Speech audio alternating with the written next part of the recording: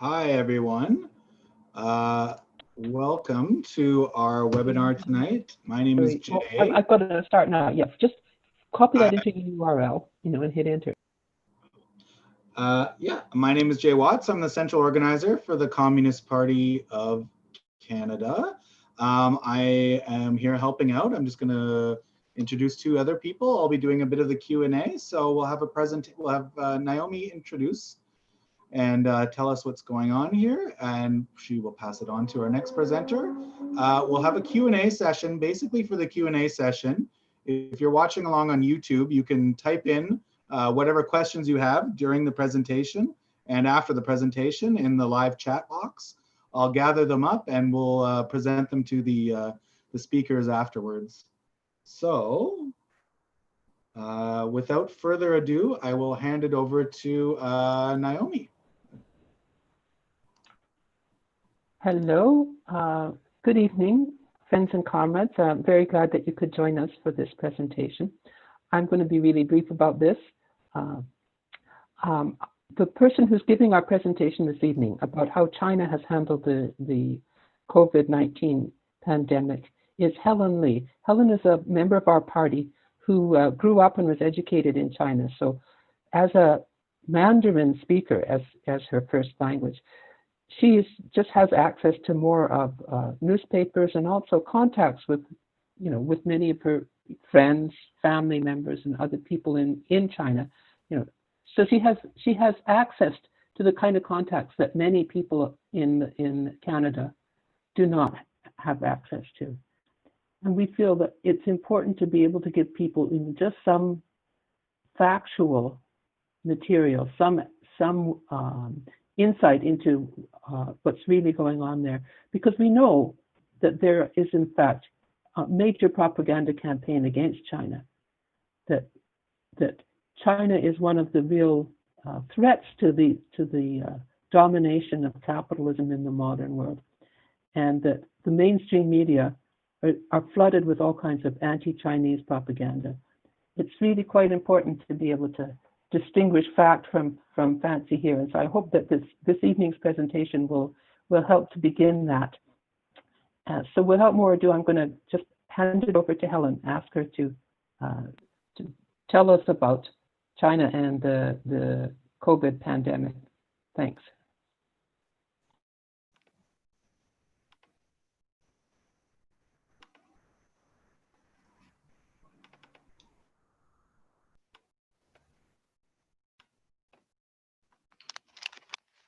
Good evening, comrades. Thank you so much for coming to the webinar. I hope everybody is doing well during this very difficult time. Before I start, I will ask Comrade Jay to play a very famous Chinese revolutionary song for us. It is called Socialism is Good, which is 社会主义好 in Chinese. The song goes like this. 社会主义好，社会主义好. So I suggest we all sing it together in front of our own computers individually. So let's practice it for a couple of times. 社会主义好，社会主义好. One more time. 社会主义好，社会主义好. Okay, ready? So 1, 2, 3. Let's go, Comrade Jay.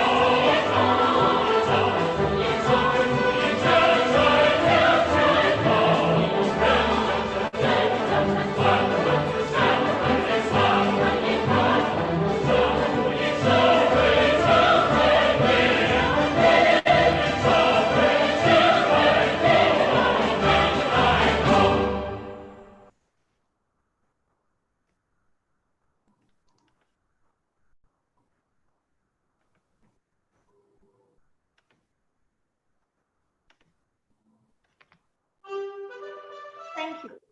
Thank you, Comrade Jay. So, comrades, how do you like this song? I hope you all enjoy it. Yes, as the name of the song suggests, 社会主义好, which means socialism is good. So let's say it a lot loud together. Socialism is good. Which, as communists, we all know, of course.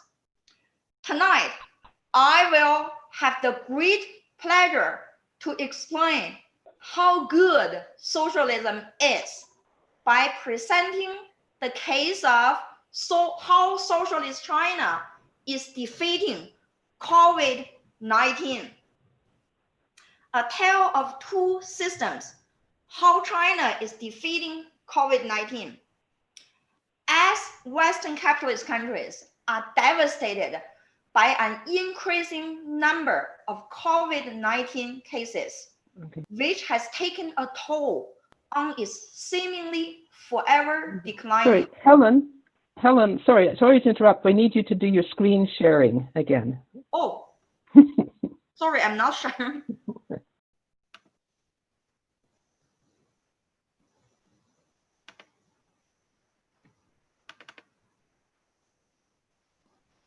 Can you see my screen now?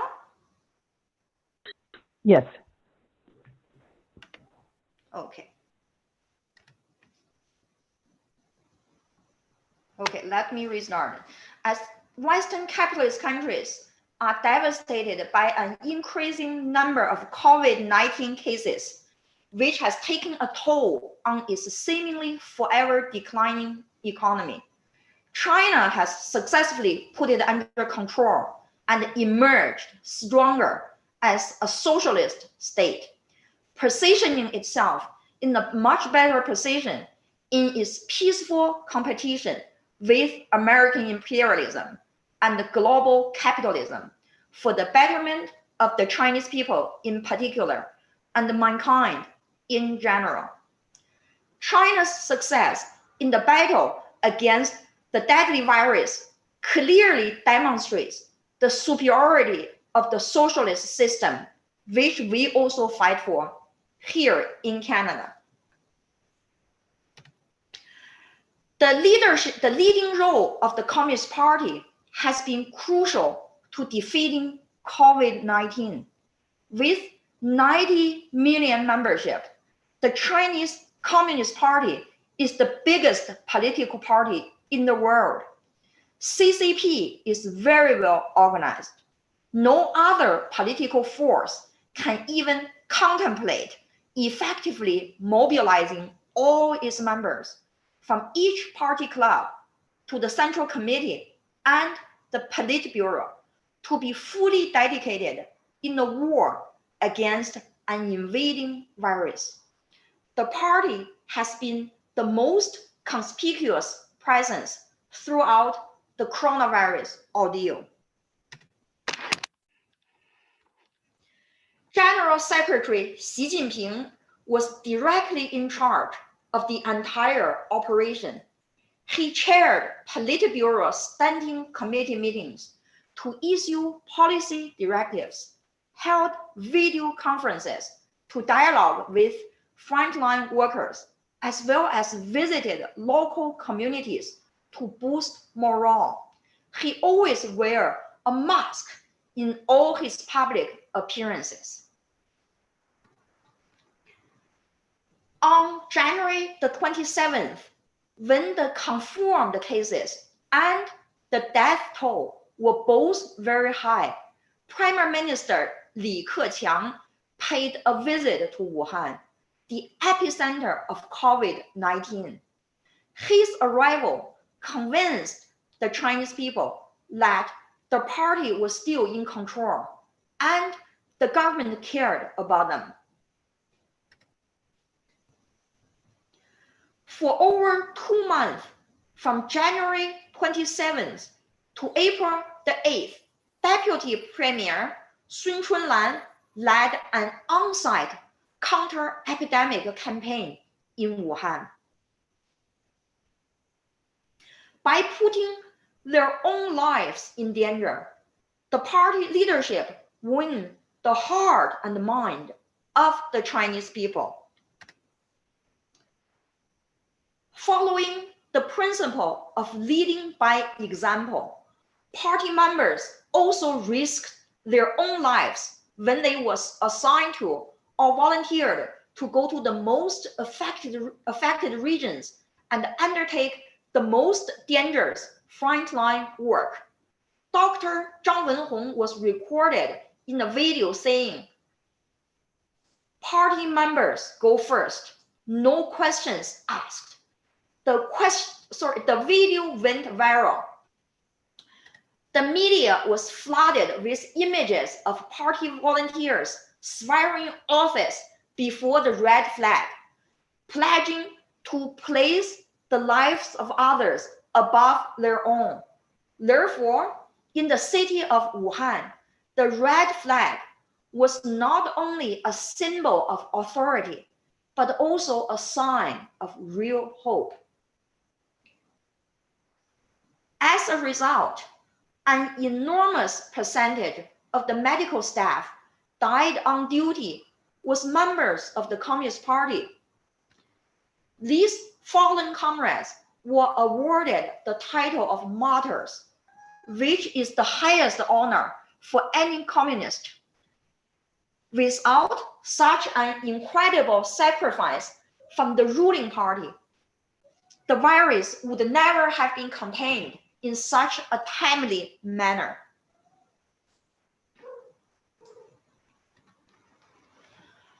At the heart of China's COVID-19 response was a large-scale public mobilization of medical supplies and expertise. The socialist system, which can pool all national resources together for a dedicated task, allows the Chinese government to deploy all the necessary medical equipment and the best medical experts nationwide to locations where the crisis was the most devastating. Over 40,000 medical professionals arrived in Wuhan from all parts of the country. Elite academicians, 83-year-old Zhong Nanshan, 72-year-old Li Lanjuan, and the People's Liberation Army General Chen Wei were just a few among others. The government also organized the production and the distribution of PPEs. As the key means of production is still in the hands of the government, state-owned enterprises were ordered to produce medical equipment to its maximum capacity, or to set up new assembly lines. Tons of much needed medical resources were redirected to Wuhan. The entire Chinese population were mobilized to be engaged in the people's war against the virus. Even overseas Chinese communities actively participated in the struggle. In the desperate effort to transport masks to China, shelves all over the world were stripped bare. I'm not saying that it is the Chinese government or the Communist Party that ordered them to purchase masks for China. Rather, they were responding to the mass mobilization which occurred in China. As a result, when the pandemic reached the Western countries, people could no longer find any masks. Soon enough, fortunately, the virus in China was under control. So overseas Chinese started to bring back many more masks and other medical supplies manufactured in China. Our stocks can finally be replenished with Chinese products. Another key factor in China's successful response to the pandemic is the commitment to socialist values. A very important principle of CCP is to serve the people wholeheartedly, as proposed by Chairman Mao. So this is Chairman Mao's handwriting and his signature. This is the entrance to the Central Committee and the State Council. Again, we can see the famous slogan, serve the people, a principle that the Communist Party takes very seriously. Unlike its Western counterparts, the Chinese government put people instead of profits first. The shutdown inevitably sacrificed China's economic growth, which has been the top priority of the government for decades. The giant Chinese economic machine was forced to a pause when other countries continued with business activities as usual. This happened when the Trump administration launched a vicious trade war against China. Even so, the lockdown was lifted only when the number of new confirmed cases was close to zero. Well, the government of China spared no effort in saving Chinese lives. The Western governments are calculating the cost to their economies. The United States government, headed by the businessman turned politician Donald Trump, is particularly concerned about the profits of corporate America and Wall Street. Workers in the West are now pushed back to work when the number of cases is still rather high. During the coronavirus campaign, the public healthcare system was placed at the service of the Chinese people at no cost to any individual. It took only 10 days to complete the construction of Huoshenshan Hospital and the Leishenshan Hospital in response to the government's requirement that each and every single patient must be treated and cared for in a medical facility. The building of these two hospitals were broadcasted live 24/7 on China Central Television. This is in great contrast with the United States, where many infected people are unable to receive timely testing and proper treatment due to concerns about medical expenses. Saving human lives at all costs, regardless of age, pre-existing medical conditions, and other irrelevant factors, is the ultimate consideration in the Chinese antivirus strategy. In Hubei province alone, by the way, Wuhan is the capital city of Hubei province, over 3,600 patients over the age of 80 were cured. Such an approach can only be possible under socialism. The increasing higher number of virus cases in all Western countries has little to do with shortage of funds, equipment, and expertise, but more to do with lack of political willingness, despite of its much publicized rhetoric on democracy and human rights. This is a system that put profits ahead of everything else, including human lives. One more element of China's success in fighting against coronavirus is the socialist values held by the Chinese people. Through years of education at all levels, the majority of the Chinese population have embraced socialist ideology, collectivism, rather than individualism, is held as a solution to social issues. At times of crisis like this, Chinese people understand the legitimacy of temporary restrictions on a certain level of individual rights and freedom for a long-term, greater common good. This makes it easier for the government to put an entire city of 10 million population under quarantine, an unprecedented damage control measure, which helped to prevent the virus from further spreading. Look at the empty streets in the pictures during the Chinese lockdown and compare it to ours.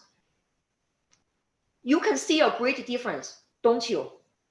Obviously, without the willingness and the cooperation of the Chinese people, who are the products of the new socialist culture and rightly place the collective benefits above their own, such a massive scale of shutdowns would seem to be impossible. In the West, on the other hand, a dogmatic individualistic adherence to human rights and freedom causes severe harm to the society. A centralized quarantine system played a very important role in the public health crisis. 16 mobile cabin hospitals called Fangsang hospitals were established to treat people with mild symptoms. Patients were singing, dancing, and exercising together with medical workers in these hospitals. This puts to shame the advanced Western capitalist countries, where such patients are often not tested and have been advised to stay at home, suffering not only from the disease, but also from social isolation.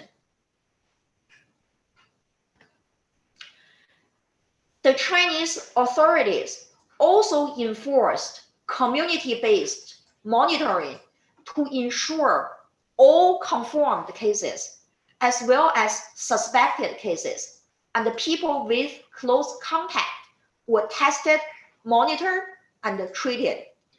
By utilizing such modern technologies as artificial intelligence and big data, China is one of the leading countries in these cutting-edge high-tech fields. Each individual case of infection was taken extremely seriously and was tracked down to locate its origin so that the contagion could be eliminated. Masks were required in public places.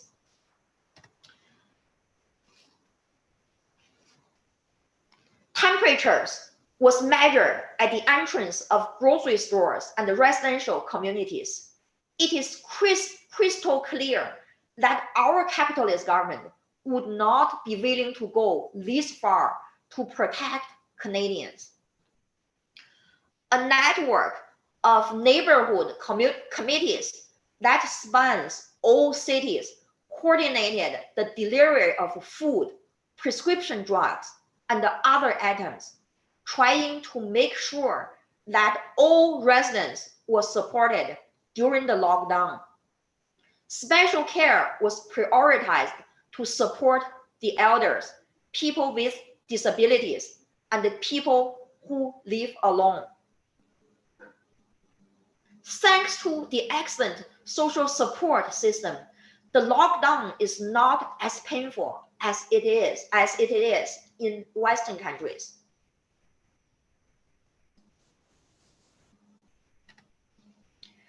The authorities also conducted a nucleic acid screening, which can spot any early signs of the virus.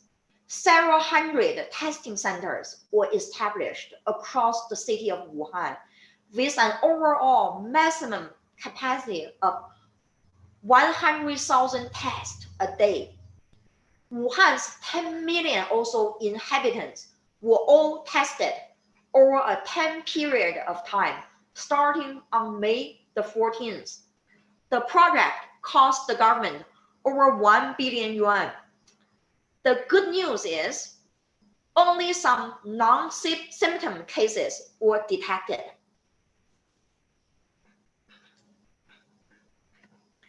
More important, Chinese comrades will never forget their internationalist obligations to liberate mankind from any sufferings. Since the onset of the pandemic elsewhere, China has been sending medical supplies to many different countries affected by coronavirus, including Western countries. A total of 19 medical teams were dispatched to a total of 21 countries, again, including some Western countries. Chinese experts work diligently to save lives in Asia, Africa, Europe, and Latin America. China also shared its experiences of combating COVID-19 with as many as over 200 countries across the globe.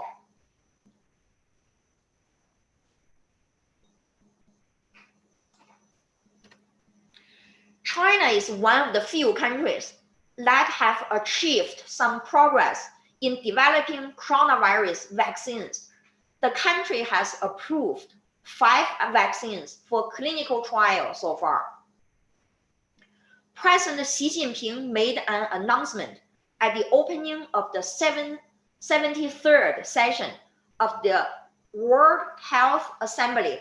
As soon as a vaccine is available in China, Beijing will make it globally accessible. This is in line with China's proposal to build a community with shared future for mankind. In conclusion, compared to capitalism, socialism is much more efficient and much more humane in dealing with crises like coronavirus. As a well-known Chinese political slogan says, only socialism can save China. We can assert with full confidence that only socialism can defeat the coronavirus. Therefore, without any doubt, 社会主义好, socialism is good. Do you want to play the music, the song again, Comrade Jay, please?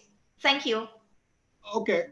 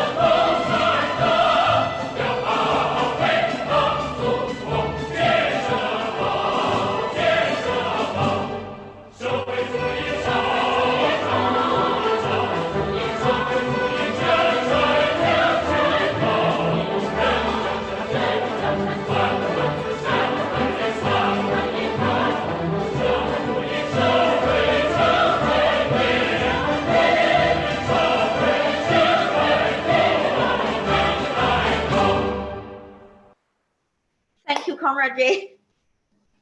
No problem. Okay, we have a first question, which I'll read out here.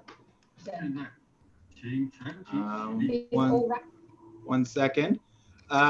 So the first question is two-parter one. What will the effect of COVID-19 be on the achievement of the goals of the 13th five-year plan? 2020 was to be a very important year for poverty reduction.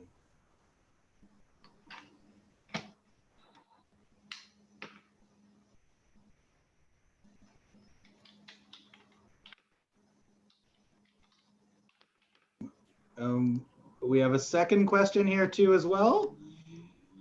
In what ways did state-owned enterprises play and the socialist market economy play a role in shaping the government's economic response to the pandemic?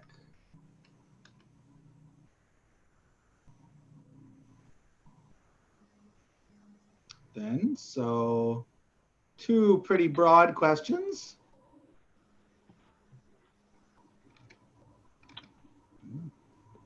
Helen, do you want to respond on that? Sure. So first of all, let me respond to the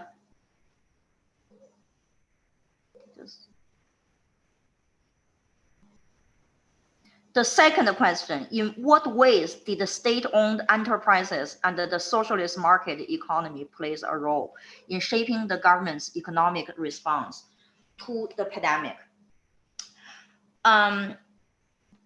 Actually, the state-owned enterprises play a leading role in the government's economic response to the pandemic. We all know that in the beginning of the pandemic, there was a shortage of medical supplies such as masks, gloves, and the other medical resources. It's through the state-owned enterprises that took the command from the Chinese government to make these very valuable and much needed medical supplies at very reasonable cost. It's not for profit. It's simply to respond to a crisis and a social need.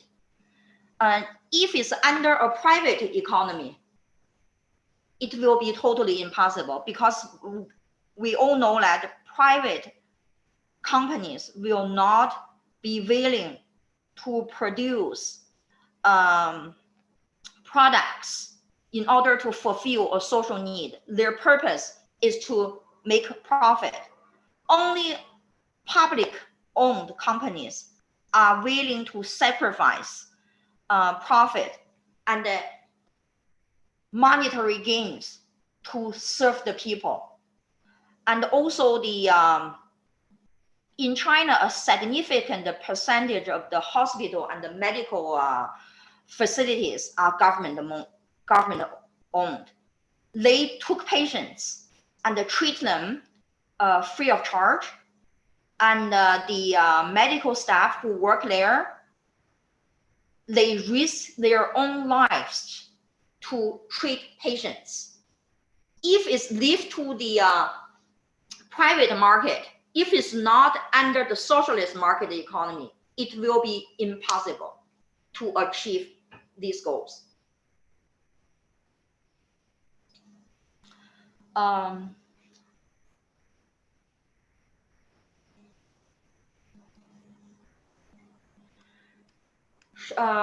Do you want me to move on to the first question now? Yeah, sure, that would be great. Okay, so this year actually is a very important year for China, because the Chinese government launched a anti-poverty campaign several years ago. The goal of that campaign is to end absolute poverty by the end of this year. Even though the Chinese economy in the first quarter is affected by the pandemic due to the shutdowns, as we all know. But the Chinese economy is still in a much better shape in many other countries. And particularly, according to the 13th five-year plan, innovation is a very important goal of the plan. So the plan is to move up, is for China to move up in the value chain by abandoning some lower level productions. The virus just convinced the government, I personally believe, just convinced the government and the people that it is very important for China to develop high-tech economy, high-tech, cutting-edge high-tech, so that they do not rely on the West in certain crises like this. So I think the pandemic will just make the Chinese economy, particularly the high-tech economy, stronger, and will also make China focus more on state-owned enterprises. So China is going to be more socialist and more prosperous in the near future. Okay, great. Thank you. There's two other questions. I'll start with the second one first, because it's a response from Edic here in Toronto. Are you implying that none of the for-profit companies were mobilized to help in the crisis? Did they play any role? Yes. In China, there was during the pandemic, there was a mass mobilization. That's including the private businesses. They were also trying to help as much as possible by producing some medical equipment and donating money and medical supplies to the society. However, I would still say that the state-owned companies plays a much bigger role and more willingly. So the state-owned, the private business are a minor player in the anti-coronavirus battle. Okay, a second question. For English-only speakers, do you have any recommendations on websites or publications that could help them better understand China?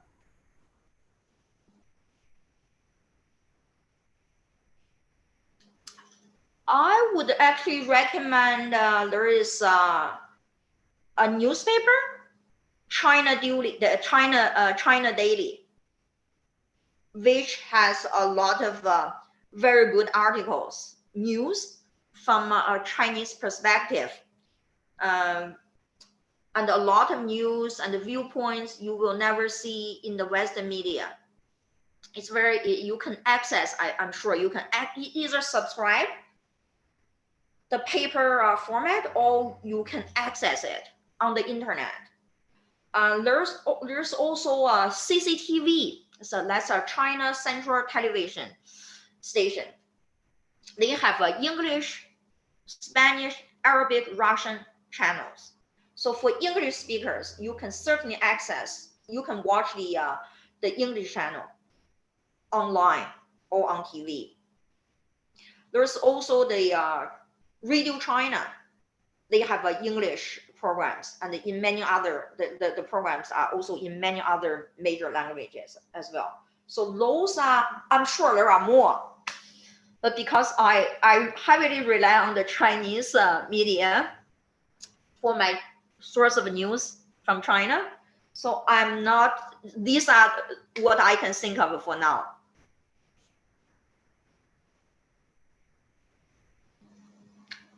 Thank you. Okay, yeah. Another question then, which I'm typing in here. Could you tell us how your family or friends in China have perceived how China is viewed during COVID-19? So maybe some of the propaganda that is coming out against China, or the reaction of the United States government. I keep regular contact with friends, family members, and classmates who currently live in China. From what I heard from my first personal contact with these Chinese people, they are very happy with the current state that China is in. They are very happy with the life they have. They have a much higher living standard than what I have in Canada, even though I'm middle class here. But still, I'm rather poor compared to them. They are also very happy with the social economic progress that China has been achieved in the past few decades. And not only economic prosperity, it's also how happy they are.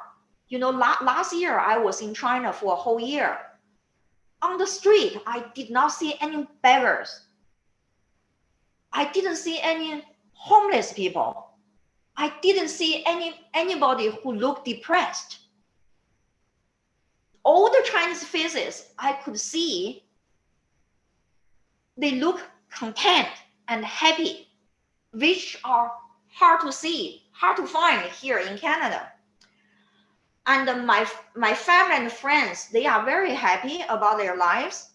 As to the pandemic, they are all very supportive of the Chinese government measures regarding to lockdowns and all the other methods they adopted in combat COVID-19. They are also, another thing I got is that they are very proud that China was able to control the coronavirus in such an efficient manner. Proud is what I can hear from them. Another thing which is very funny is that we all know that I speak very favorably about China. But even so, my Chinese friends and my family members, they think I underestimate China's social development. They think China is better than what I present even. That is very amazing. That's very amazing. I hope I answered your question. Yes, thank you. Here's another question.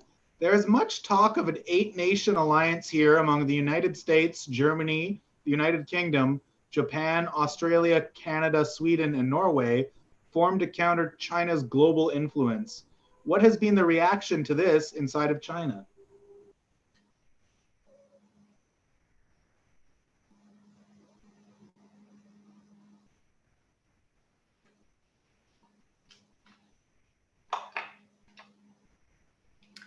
Well, I think from the ordinary Chinese people's perspective, they don't understand.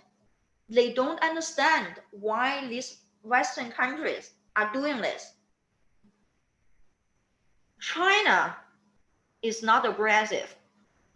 China has never invaded any countries. All China wants is just to develop, not only develop domestically, but also help the rest of the world to develop by the Road and Belt project, for example. So from this ordinary Chinese people's perspective, China's success should be celebrated. They don't understand why the West form such an alliance to be against China. What's the point? They don't understand this. Secondly, because the news of this anti-China blog is in China.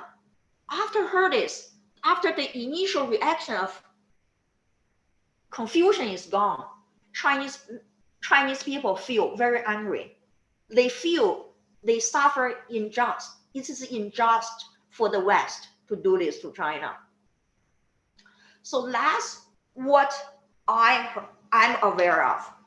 But also from the Chinese media, we all know that officially the Chinese government has been doing some counter propaganda campaigns to counter the Western propaganda, which portrays China as a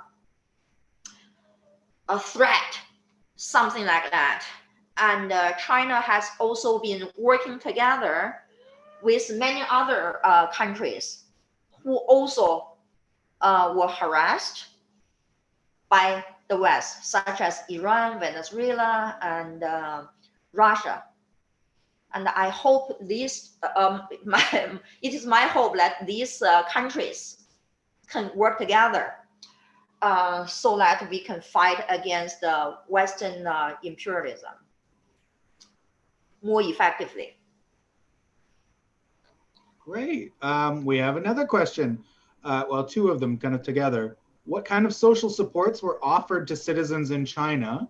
What kind of emergency social welfare net was deployed to help cushion the economic impacts for people?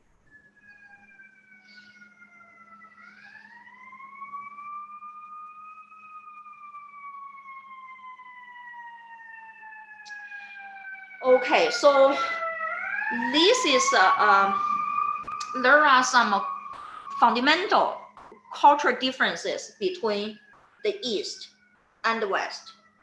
So when we are talking about the social support, first of all, because there's in the West, it's individualism. People are really on their own. Well, in Eastern countries, in Asia, Latin America, and Africa, very, very few people are alone, are absolutely alone. Most people have family support. So when we are talking about the family support, we are not only talking about like nuclear families, just spouse and the kids. We are talking about, like your spouse, your parents, your siblings, your uncles, aunts, your cousins, your grandparents, and other relatives. These are already a very big social support formed naturally. But this natural social support network was broken in the West by capitalism. So this is something very important to mention, because of this support.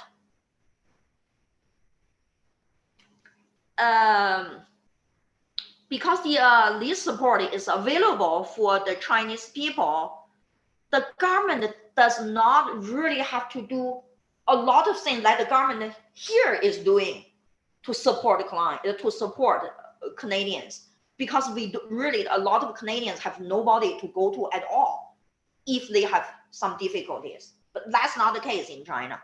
But from the social perspective, there are the neighborhood committees in China. I talk about that during my presentation. For example, during the pandemic, they delivered groceries, medications, as well as other household items to each individual household.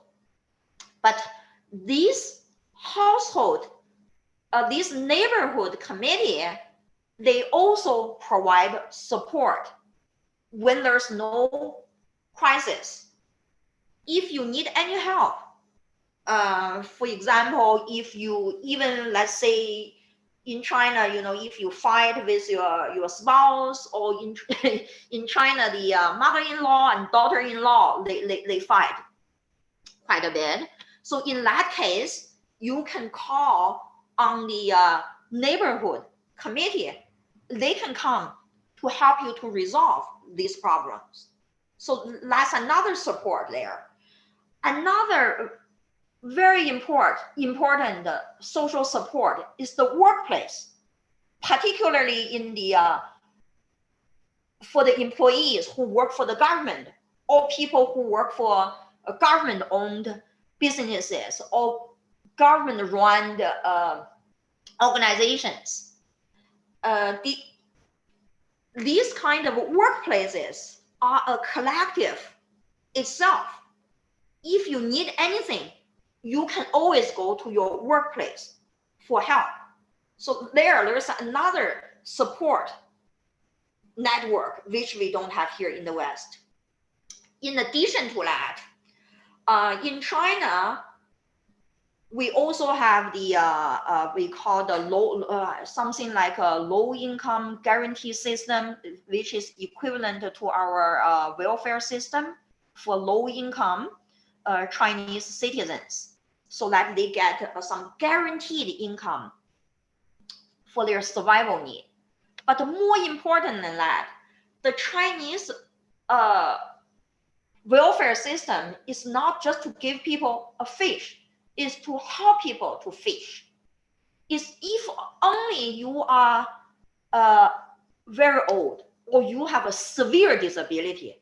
We are talking about severe. It's not like here many people are depressed, but they can actually, they are able to work. But in China, you have to be severely, mentally ill or physically ill. Otherwise, the priority of the Chinese government is to help you to make a decent living. So the Chinese government will send people to your villages, even to your homes, to look at how many houses you have, how many people live in the household, what property you have, how many, for example, how many chickens you have, how many pigs do you raise, those kind of things, what skills you have, then help you to develop some business idea. It may be for you to grow mushrooms, or maybe to help you to start a chicken factory. And they will not, like here they will conduct some workshops, just teach you, then they leave it to your own. In China, they really develop a business plan for you. Then they find technicians, experts to teach you how to do this business step by step to make sure you are able to earn a sustainable living on your own. And the government officials, they are evaluated.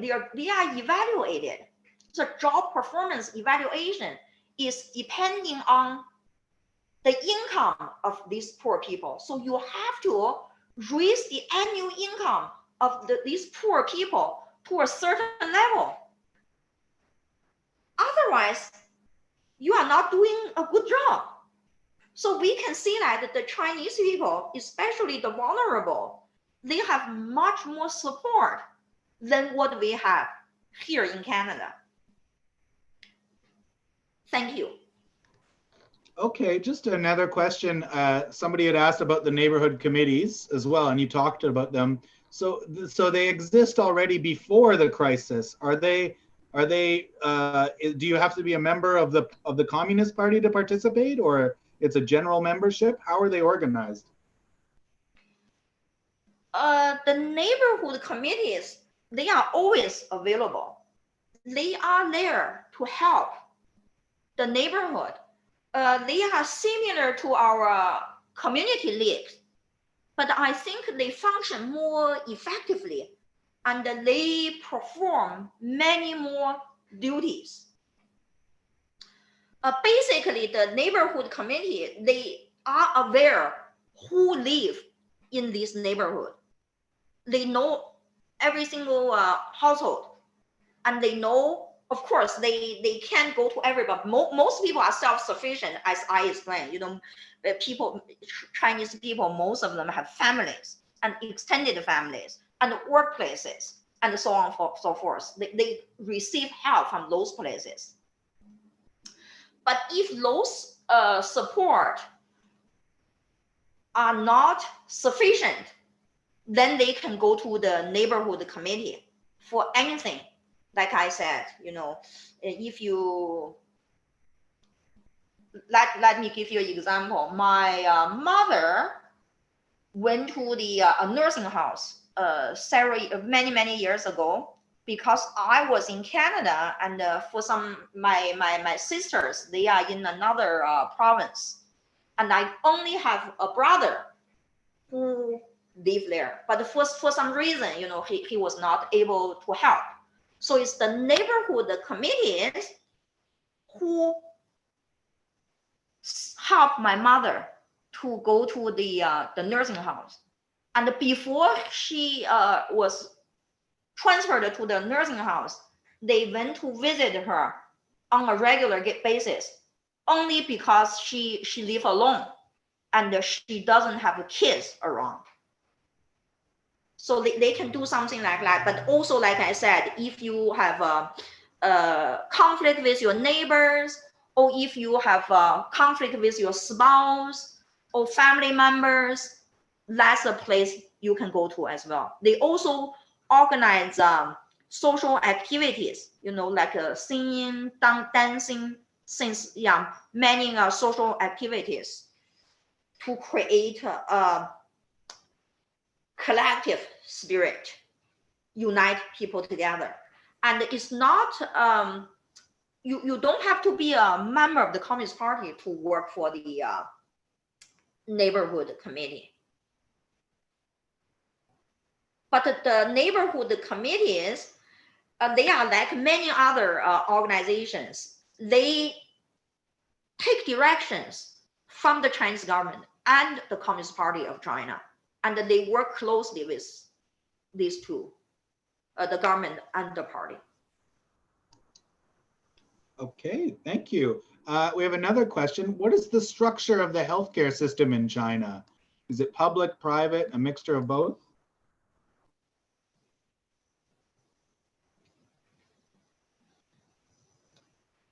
Well,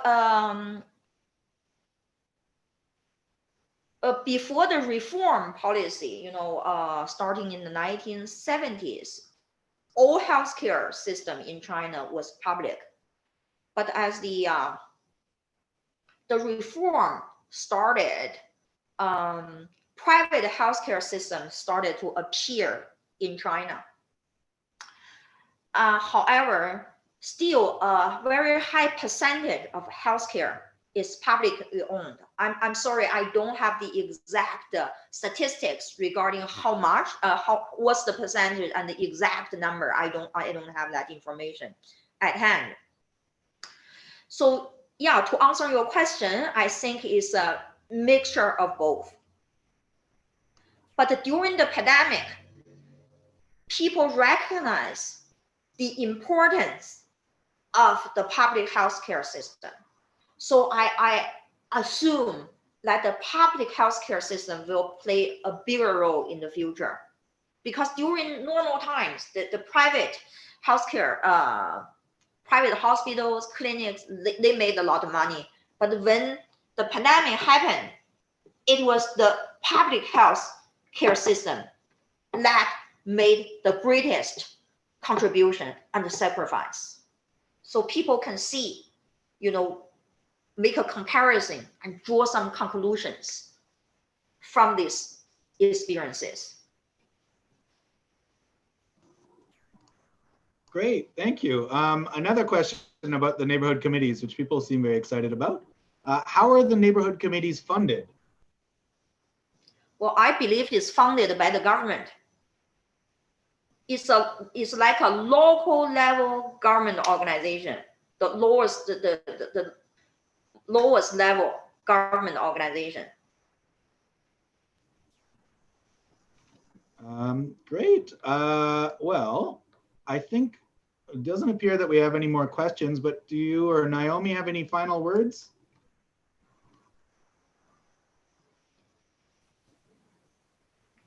Well, I'm going to ask a question here.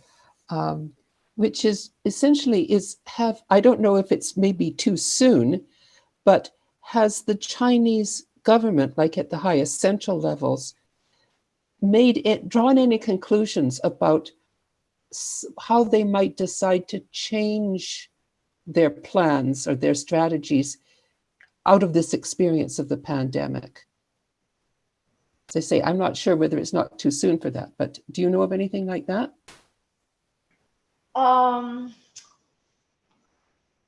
Well, that's a good question, Conrad. I'm not sure if it's too soon or not, but unfortunately, I don't have a connection with the highest level Chinese government. I wish I do. So I really don't have any information at this point. I'm sorry. But once I'm aware of something from the media, I will for sure update you. Okay, thank you. We have another question though that just came in too. So the Communist Party has in recent years recognized and is tackling income equality in China. We know in the West, income equality has increased. After the pandemic, how do you think this will have impacted income inequality in China?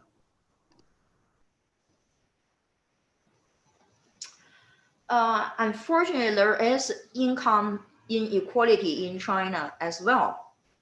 Not as big as here. And in my understanding, it is one of the top priorities of the Chinese government to get this issue resolved. We all know that in the past several years, the Chinese government has invested heavily on the poor regions. In the case of China, is the regions in the West. So China has a campaign to develop that region. So now resources and like material resources and human resources now are directed to the West, so that region will be developed. If the region is developed, of course, the residents in that region will be benefited, and the income equality, regional income inequality will be reduced. At individual level, recently, in the recent years, the Chinese government also make it a priority to help low-income household to be out of poverty. So previously, I mentioned the anti-poverty campaign launched by the government. The goal is to eliminate absolute poverty by the end of this year. So I think that will greatly reduce the income equality. And I believe that more will be done by the Chinese government in the near future. Okay, thank you very much. I think that we can conclude now. I know there's probably lots more to say and to talk about, and so hopefully we'll be able to do one of these again. Naomi, do you have any final closing remarks? Or? Yeah. Well, I would just like to point out, I don't know if you've put up the link, Jay, for the that previous presentation that was done by the Peace Council. But I can do it right now. Yeah. So there was a presentation which was about the sort of the current kind of anti-Chinese propaganda campaign which is going on in the West, which is really quite a serious danger, we would say, because this is essentially war propaganda. That there was also that other question, like about the talk of an 8-nation alliance. I mean, this is really attempting to build, to develop a new Cold War this time with China as the focus rather than the Soviet Union. And so I think it's really important, for everyone who's concerned about questions of peace and war, as well as everyone concerned about questions of social progress, that we should be able to see through that propaganda. So I would think that other presentation that was done by the Peace Council a while ago, focusing on this, this anti-Chinese campaign, would be an important one for everyone to take a look at as well. To understand the general context about why there will be a lot of misinformation about China right now, and to think about, to arm ourselves better with a more skeptical and a more analytical view, and not to just take things at face value. So I hope that what we've done here this evening has helped to contribute to that. I found it very interesting. I've learned a lot, and I think if we can say goodbye for now, and hopefully we'll be announcing some more events like this again in the near future. So in the meantime, I'll just hope everyone stays well, stays safe, and can have some extra time during either in isolation to do a lot more reading, studying, and analyzing. We'll talk to you again soon. Thank you. And Helen, thank you very much for the presentation. I think it's very informative. It's especially good to hear from people who have a knowledge of China, friends there, and are able to read the Mandarin reports and language news. So thank you very much, Helen. Thank you, Naomi. Thank you, everybody who joined us. Sorry if we didn't get to your question. As we said, hopefully there'll be more, and you can subscribe to the channel. You'll get a notification if there's any webinars coming up. We have a number of ones for the party. So thank you and good night. Everybody keep safe. Yeah, thank you very much, comrades. Have a good night.